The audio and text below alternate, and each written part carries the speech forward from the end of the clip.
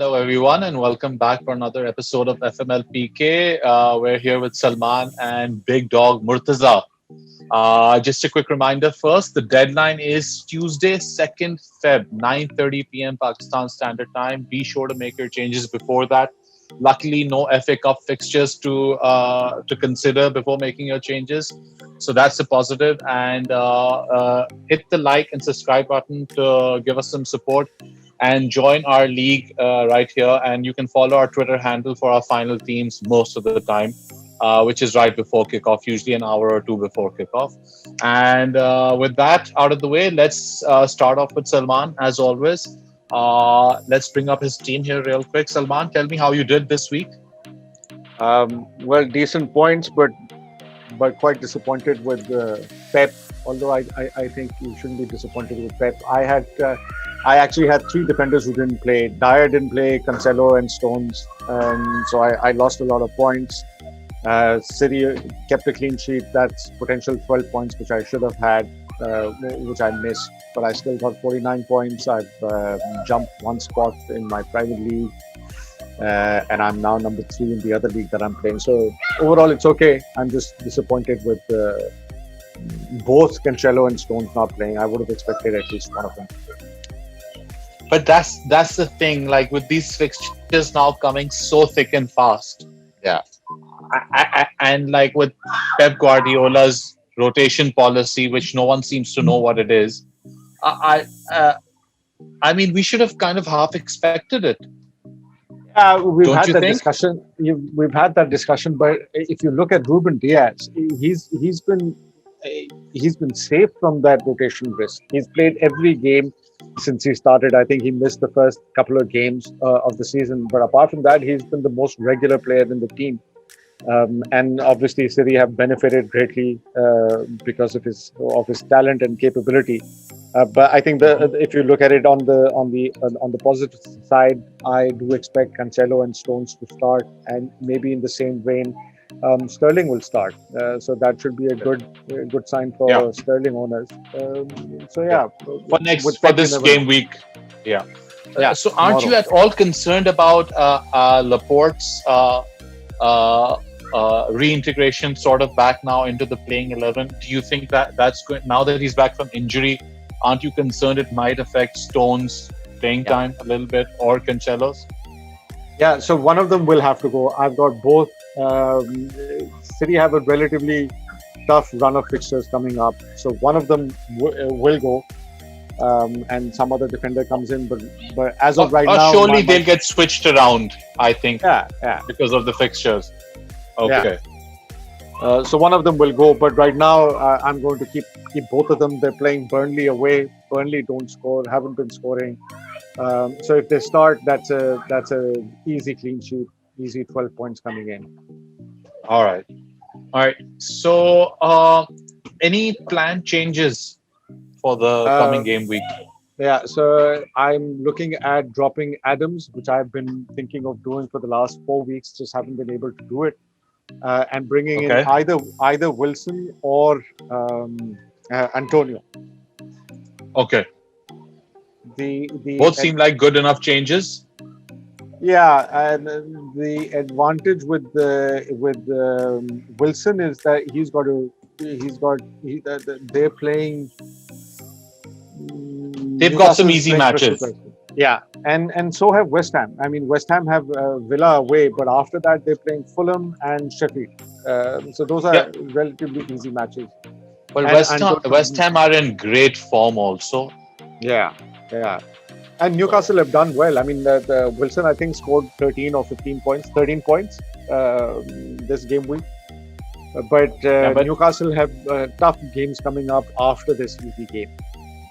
The thing about Wilson is, from game week 13, I believe, till now, he has only returned once, which was game week 20, where he got an assist, and he's been blanking ever since. Yeah, and that's why this was a pleasant change. And that, I think, was attributed to the fact that they were playing a high press. They've sort of changed the way they're getting after the ball more. And that was evident in Steve Bruce's post-match comments, where he did say that we're going to try and get out after the ball more. Now it remains to be seen if they're going to do that for their other fixtures. Like, are they going to try to do the same thing against Crystal Palace and Southampton? But I mean, if they do, they look decent enough. So I didn't see the match, but yeah. Why not DCL? You have the budget for DCL? Yeah, I've got a lot of money. I sold KDB for Gundogan, so I've got 5.4 in the bank. DCL, I don't know. I just don't think he's. I would expect Antonio to get better returns. Everton have United coming up the next weekend on Saturday or Sunday. So maybe not right now. Antonio or Wilson are above DCL in my preference list. Okay. Fair enough. And I just want to ask you something different. So, what are your thoughts on this Harry Kane situation and how it's going to affect Son? Because I think that is going to have it's already having a bad effect. No, the Spurs have been playing really good or really bad, and that has been the case without Kane and with Kane. If you look at some of the numbers that Son has achieved this season, some of them have been without Kane. So I'm not getting rid of Son right now. They've got West Brom coming up. West Brom have conceded, I think, 50 goals, which is by far the most goals conceded by a team in the Premier League this season. So I don't want to miss that match. Maybe after that, but certainly not right now. Not for the next two game weeks. I want Son to play against West Brom. He'll be my captain for that. I got that, but I do want to point out I'm a little concerned about his form. He has returned only twice in the last 7 game weeks. He's blanked 5 times. And now, without Harry Kane in the team, on the flip side, you could argue, that he might play up front now, even though he didn't. I believe it was Vicinius Jr. who played up front. He came on. He didn't start. Oh, he didn't start. Okay. So then it was Son who was playing up front. And I'm just concerned without Harry Kane how this whole thing works, because you know that Kane is the man who's making this team tick more so than Son, in my opinion. So the other problem with Son is I've had Son since the start of the season. So you would lose big money on him. I will lose 0.4. So if I sell him, I need to put in a lot of thought and keep him out for the next 6 to 8 game weeks and bring him back maybe wildcard time. But I can't just flip him 1 week and get him back the other week, because the loss that I will incur is huge. 0.4 is a big number getting into the second half of the season. I got it.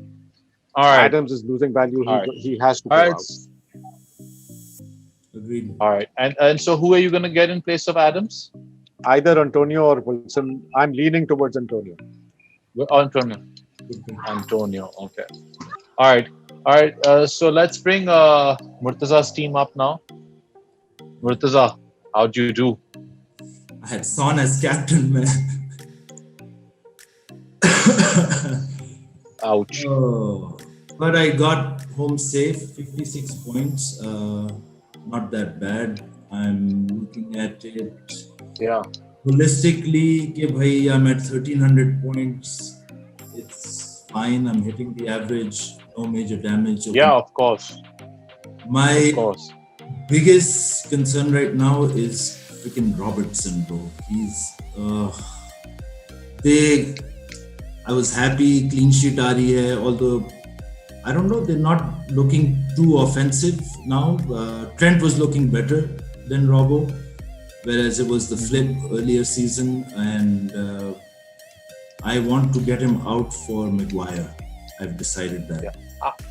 I think not having their preferred central defenders is obviously affecting Liverpool's clean sheet potential, and that just hurts obviously Trent and Robertson a lot because they're the more popular defenders. And even though Liverpool's fixtures are improving, defensively speaking, going forward, again, the problem remains till you don't have a Van Dijk back in the team. I feel like teams are going to have a go at them. Like they would feel that they can get a goal against them. So, yeah. Even though Well, at least, tasty Murtaza, at least this week, I would suggest not getting rid of Robbo. They're playing Brighton at home. Yeah. I think Adams is a major concern. He's losing value, and the other person is Johnson, who doesn't start. And with the way things are going, Dyer not starting, Cancelo, Stones not starting. I mean, I didn't have 3 scoring defenders. Whether it's 1 point or 2 points, I didn't have 3. You're right, and with the matchup, like you're saying, Robbo is still safe for another week. So one option for me was bench the change. I ride out Adams and Robbo this game week. Don't start Adams, and do the 2 changes where I can dump him. The other one I thought, like you're saying now, fix Johnson, the 3.9 guy. I can get him. Jamal Lewis, your favorite, is back. Got some. He is, yeah.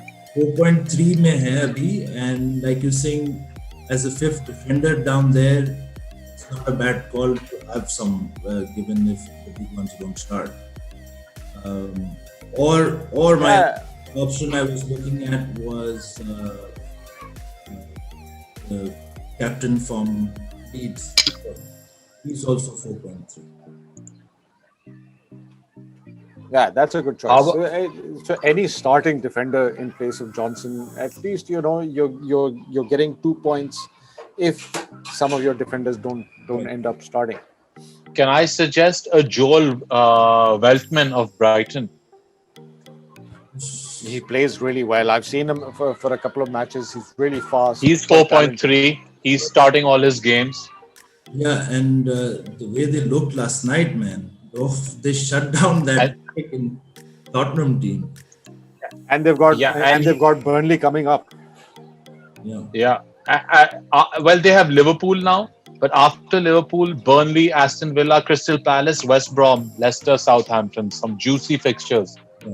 Yeah, so you bring him in and put him on the bench. I wait this week. I ride it out. I have 2 in hand and make some move like that where Robo and this guy gets upgraded.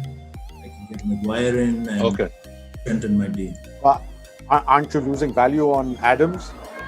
But paise pade mein hai, I'm like, I'm not going to play him. I have 5 in my midfield which I can run without him. So I'm saying it's okay. Yeah, midfield is strong. I would consider another one, Dan Burn of Brighton as well. He's 4.2. He's back. And even Dan from... But he doesn't start as often. He doesn't start as often as the Mr. Veltman, though. So that would be something to consider. Palace is back. Yeah. Who's back? Dan. Crystal Palace player, defender. Yeah. There's some good strength in the bench, like Salman is saying, and that's the smarter way to go. Yeah.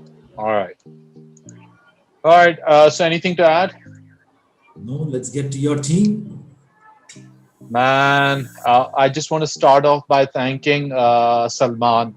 That I was going to drop Bamford, and he convinced me to wait a week before I do it, and now obviously dropping him is completely off the cards after this last performance. I think I heard him say make Bamford captain during the thing. No. This is a conversation we had separately. He was going to make 3 changes. And the third change was getting rid of Bamford, bringing in Watkins. My view was that Watkins might score 1 goal against Southampton away, which means that he's going to get 6 points, 4-point deduction, so you end up with nothing additional. Might as well hold on to Bamford, see what he does, and he ended up getting 15 points.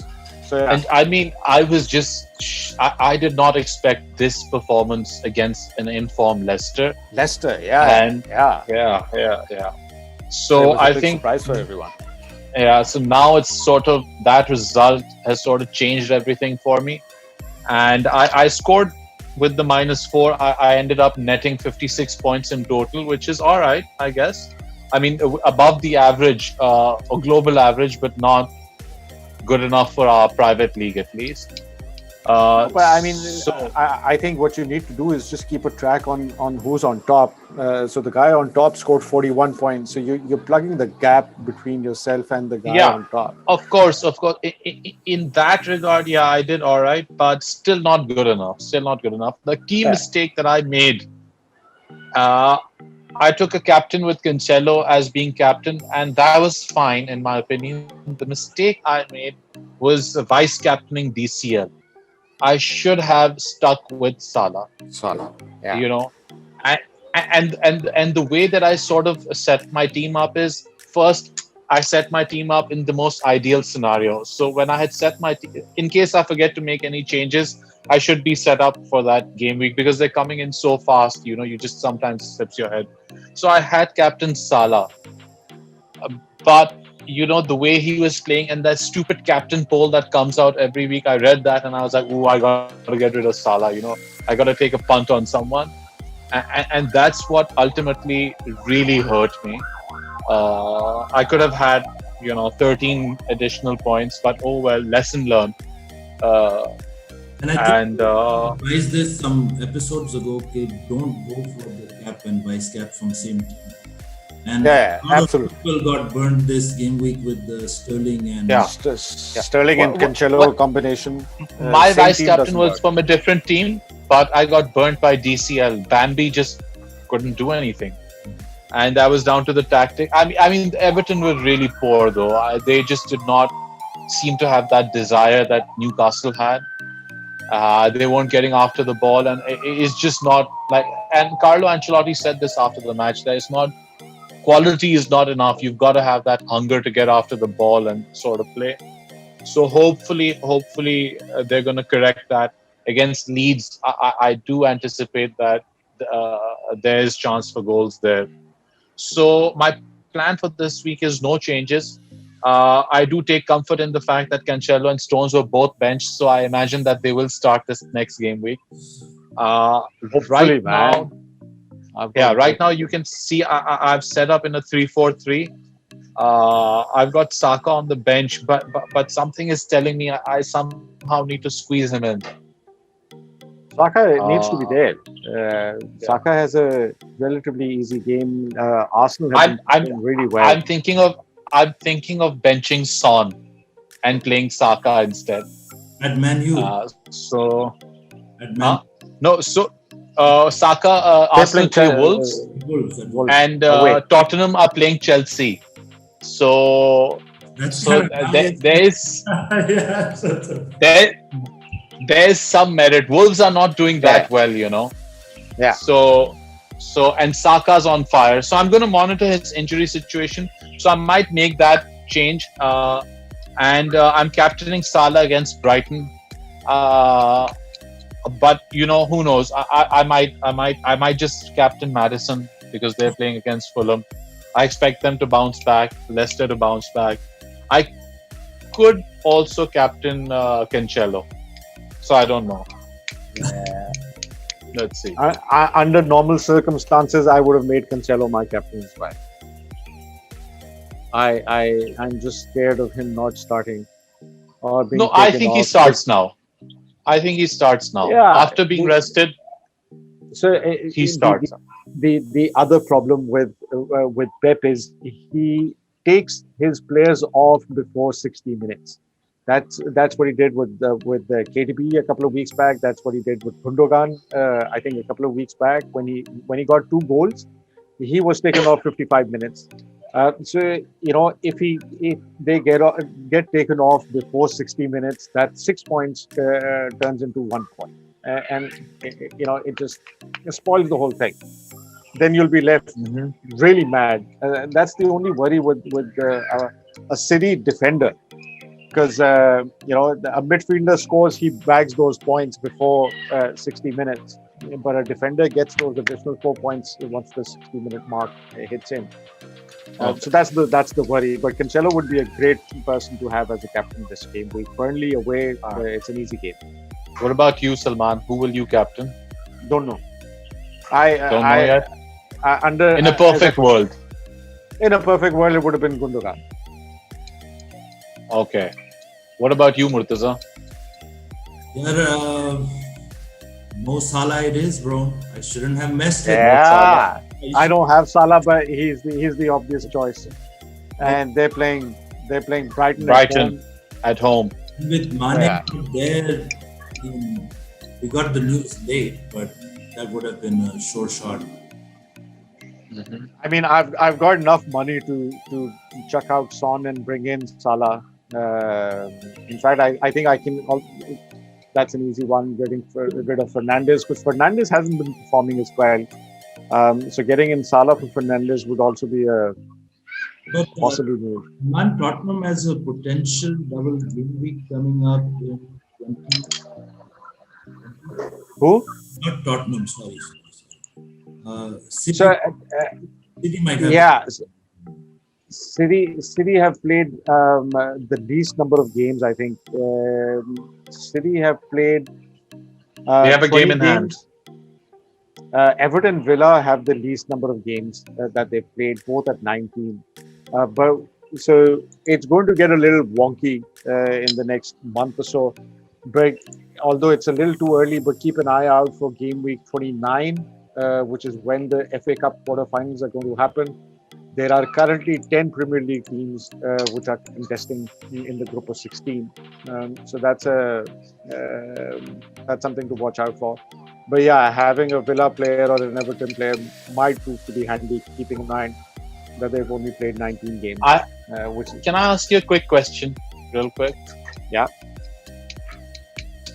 Do you think it would be wise of me to drop Fernandes for Mane and double up on Liverpool? Mane didn't start, did he? And he has a muscle injury, which is expected to be a short-term problem. The news is that he's back on the 3rd, day after tomorrow. I like that. For Burnley. I like that. So they came. On the Fernandes part, I mean, although I said that I can switch Fernandes to Salah, but I probably won't. Fernandes is key to United. United have been going through a very small patch, where they haven't scored in the last 2 games. But you would expect Fernandes to score. To come through. And if you look at the next 4 game weeks, Southampton home, Everton home, West Brom away. West Brom 50 goals conceded, and Newcastle at home. So out of the 4, they've got 3 home games. I wouldn't get rid of Fernandes right now. As a cap pick, he's there. Okay. So I mean, he's a captain potential. But Southampton have a good defense, and United are not at the top of their game, and that's why Gundogan. But otherwise, if United had been at top of their game, it would have been Fernandes for captain. I see. Liverpool do have some good fixtures, though. Yeah, Salah. I mean, I stole Salah, got in KDB, which got me good results. But maybe it is time to get Salah back in. Maybe. All right, so I think that pretty much covers it from us here at FMLPK. Good luck for tomorrow's games, and that's it.